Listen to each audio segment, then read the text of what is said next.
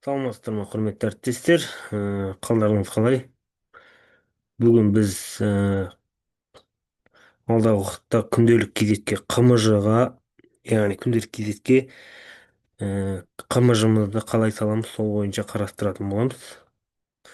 Қымыз кестесін салу үшін қалай саламыз, соны түсіндіретін боламыз. Так, біріншіден бізге күнделік кезетінде бәрін де білеміз. Яғни журналға кіресіздер. Сосын күнтізбелік жоспарлауға кіресіздер. Мысалы, мен өзім фамилиямды таңдаймын. Енді менде главный админ болғаннан кейін бәрі көрініп тұрады, өкінішке орай. Так, сол сияқты мысалы 9-шы Б классына кіремін да информатика деген сабақ таңдаймын. Алдағы уақытта бәріміз өстіп салып шығамыз. Яғни ол қай жерде тұрады? Міне. Яғни күнтізбелік жоспарлаудың ішінде менде топқа бөлінеді. Бірінші топ дейсіздер да, мысалы. Осы жерде ең астында міне қымыз салу деген бар. Енді қымыз сілтемесін қалай саласыздар? Біріншіден бізде Google дискі болу керек. М, Так, Google дискі болу керек. Google дискі ашу үшін ол бойынша қосымша регистрация жасап жіберемін сіздерге. Google дискіге кіру үшін бізде қарапайым, міне менде уже Google аккаунт ашық қойғанмын. Міне өзімнің жеке Google аккаунтым бар. Осы жерде мына Tor батырмасын басасыздар. Содан кейін мына жерде дискі деген бар. Көрдіңіздер ма? Мысалы, google.com немесе mail.ru немесе Яндекс деген бар. Үш түрі бар, жалпы үшеуі бойынша жеке-жеке ютубтан видеоларын жіберемін сіздерге. Мен енді өзім Google дискіні көрсетемін. Google дискіні ашу үшін бізде міне мынандай Tor батырмасын басасыздар. Неғұрлым Google жақсы деп ойлаймын енді өзім үшін. Себебі Google'да арнайы программалар бар ішінде. Ашып көре алатындай, сол үшін мен Google'ды пайдаланамын. Google аккаунт ашылған кезде міне өзіміздің знак тұрады. Менің аккаунтым, менің фамилиям, аты жөнім, менің логиным тұр. И дискі дегеннің ішіне кіреміз. Мысалы, осы жерде менде міне құжаттар толып кеткен. Мысалы, мектептің сайтына байланысты нелерім бар өзім. Сақтап қоямын, осы жерде сақтап тұрады. И қарасаңыздар, өкінішке орай менде орын толып кеткен. Енді мен мына жерден бір-екі нені өшірем. Себебі Google дискіден кәдімгі ішінде папка сияқты ешқандай қиындығы жоқ. Тоже ішінде кардина деген бар. И тағы басқа нелер бар ішінде. Өздеріңізге ыңғайлы. Папка бойынша. Енді Google дискі дегеніміз не? Ол жайында тоже жеке-жеке видео жіберем. Міне, мысалы, мой дискі дегеннің ішіне кірсеңіздер міне. Мына жерде барлық құжаттар тұрады. Міне, өзіңізге керекті құжаттар. Семинар, сабақ, өзіме. Өздеріңізге қалай солай жазып қоясыздар. Менің ноутбугыммен жұмыс істеген құжаттарым бәрі осының ішінде электронды вариантта тұрады. Енді мен бұл жерден папка ашамын. Папка ашамда мына жерде Wordпен прямой ішіне тастауға болады. Word ашуға болады. Google таблица бар, презентация бар, Goodwiz деген бар. Қазір жасанды интеллект деген пайда болды ішінде. В общем, барлық дүние осы Google дискіден осы жерден создать етуге болады дополнительно. Енді мен сіздерге тез түсіндіру үшін Google папка ашатын боламын. Мен қымжы деп папка ашып қоямын. М. Енді өздеріңіз білесіз, қымжы 7-ші класс, 7-ші класс. Осы қымжының ішіне кіресіздер. Міне, мысалы, мен 9-ші сыныптың қымжысы деп бағана сақтап қойдым. Енді бұның ішіне қалай құжатты лақтырасыздар? Міне менің компьютерімде, мысалы, мен загрузканың ішінде өзімнің, біреулерде загрузкаде болады, біреулерде WhatsApp'та болады, әрқалай.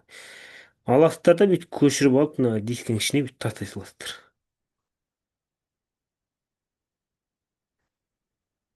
Міне уже загрузка жүріп жатыр.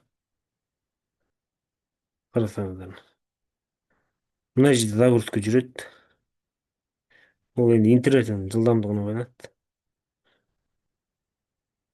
Менде енді орын, көрдіңдер ма? Орын полный болып тұр. Осылайынан тастай саласыздар ішіне.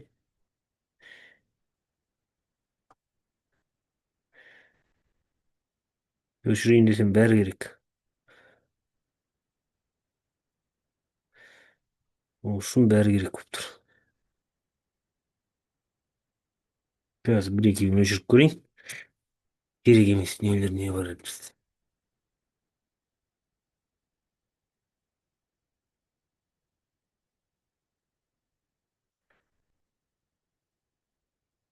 М, мына Олимпиада деген керек емес.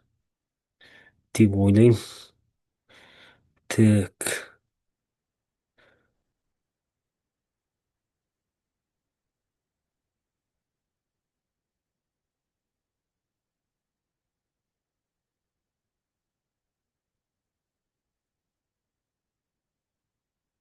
М, тоже керек емес. Мен осылай Word кәдімгі қарапайым Word сияқты. Ешқандай қиындығы жоқ. И бағана қымыз деген папкаға кіреміз. И өзіме керекті 9 сынып деген құжатты бүйтіп тастаймыз.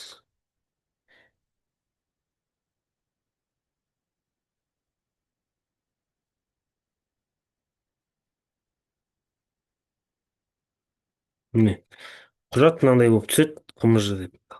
Осының үстінен басасыздар. Басқан кезде Wordский міне құжат ашылады. Мысалы ақпаратпен жұмыс деген тақырыпты алдым мен. Бір тақырып. Примерно енді осыны қалай сілтеме тастаймыз күнделікке. Міне осы жерден м, не знаю, открыть доступы беріп, ой, кешіріңіздер. Мына жерде открыть доступ деген бар, копировать ссылка деген бар.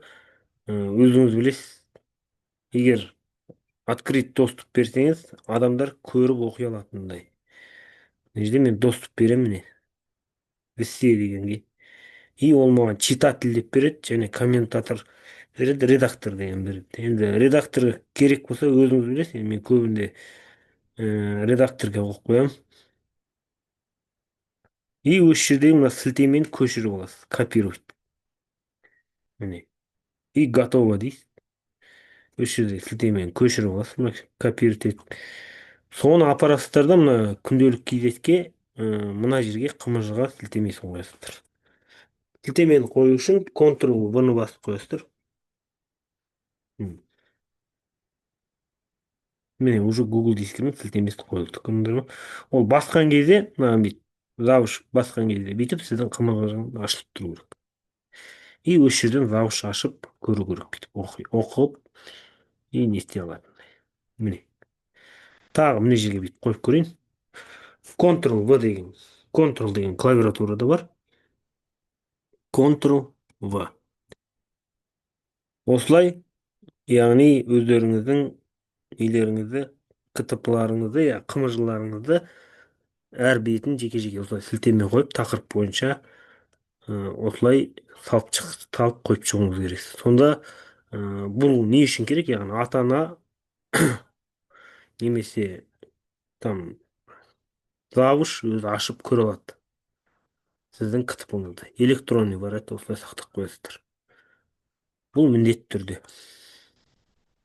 Барлық мұғалімге. Осымен рахмет.